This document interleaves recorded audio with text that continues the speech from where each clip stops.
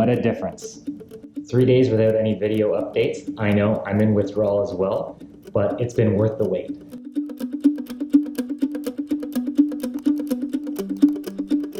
So here we are back on ROVer's command center in the cloud, and we're looking at the programs and events section. And this is really a work in progress, of course, as with everything else.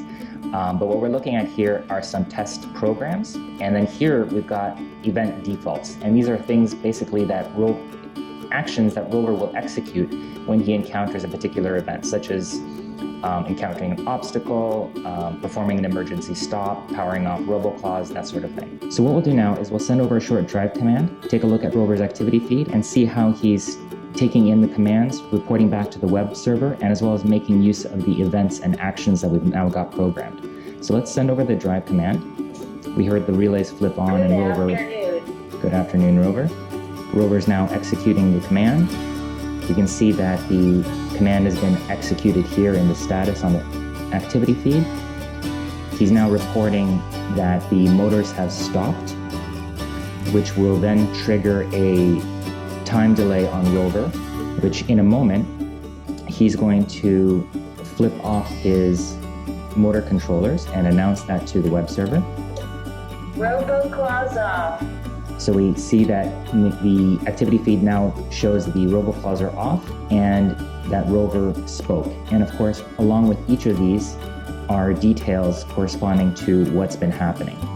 So here we see that the speech command had ROVer say RoboClaws off, and then along the way, ROVer's been reporting back all the sensor data from his accelerometers, the forward sensors, side sensors that we now have implemented.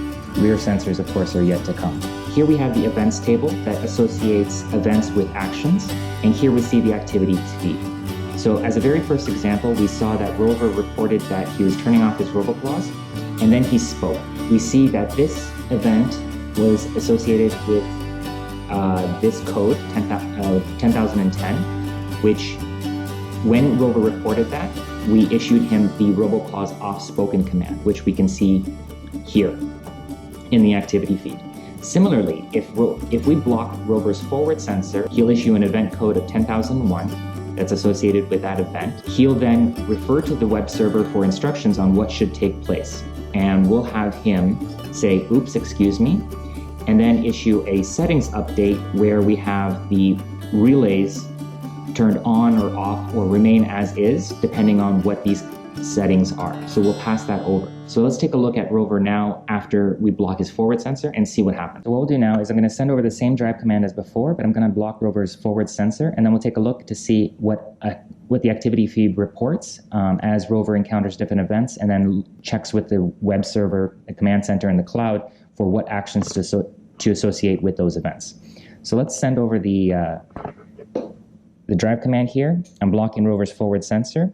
The relays flipped, but he didn't move until I took my hand away. And then he started rolling. Excuse me, please. He said, excuse me, please, and then completed the drive command. If I do that same action again, I sent over the same drive command, but this time I let him go, and then I blocked his forward sensor after he started going. Oops, excuse me. Then he said, oops, excuse me. He shut off RoboClaws off. He shut off the RoboClaws, and he said that, and that's what he said he was doing. So now if we take a refresh at the activity feed, we can see our commands and what happened. So here's the first drive command that we issued. ROVer reported back the forward sensors. He reported, oops, excuse me. Then he executed the drive command.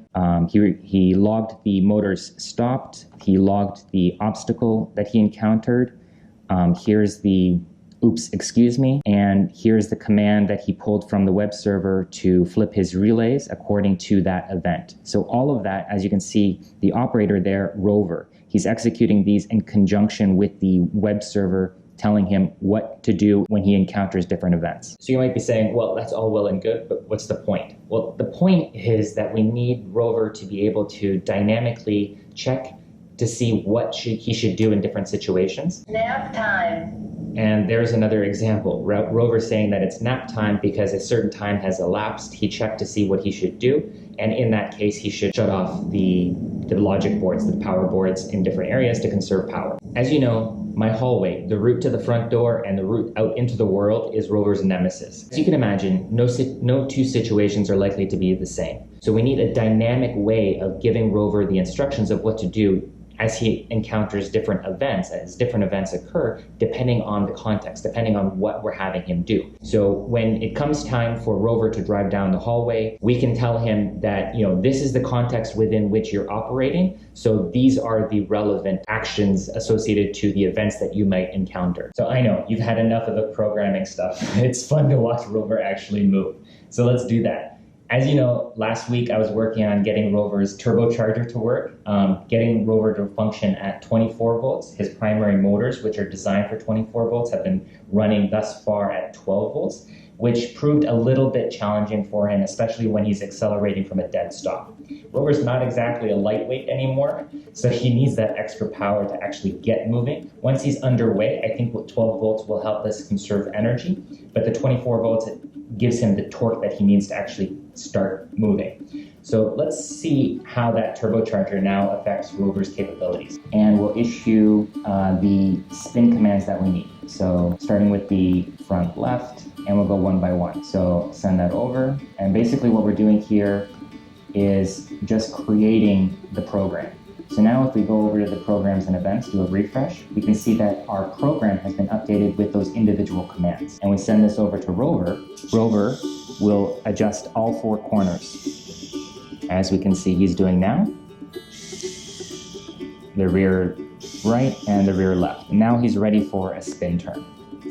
So now if we go over to a drive command and we go to differential turning, and we're going to have him turn right, and send that over to ROVer. Right now he's running at 12 volts. And as you can see, he struggles a little bit in order to actually get moving. And that's the problem that we're having with 12 volts.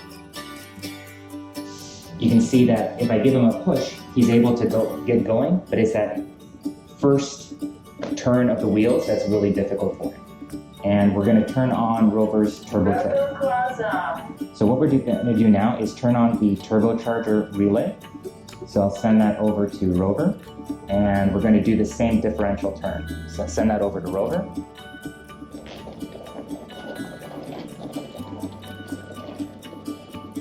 What a difference.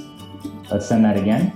And this is at a quarter of the speed that we gave ROVer at 12 volts.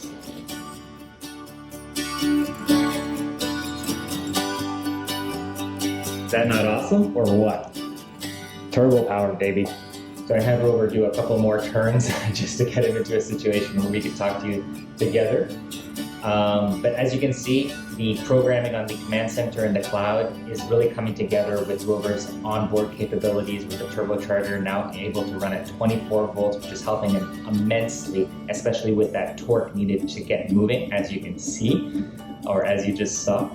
So I'm really excited about what this means, what this holds for ROVer's future, being able to actually navigate tight turns and that sort of stuff. So if you're as excited as I am to see what happens next, subscribe, get notified of new episodes, give us a thumbs up, use the comments down below on YouTube or over on ROVer's site. We'd love to hear from you, questions, comments, suggestions, and we'll see you guys next time. Cheers.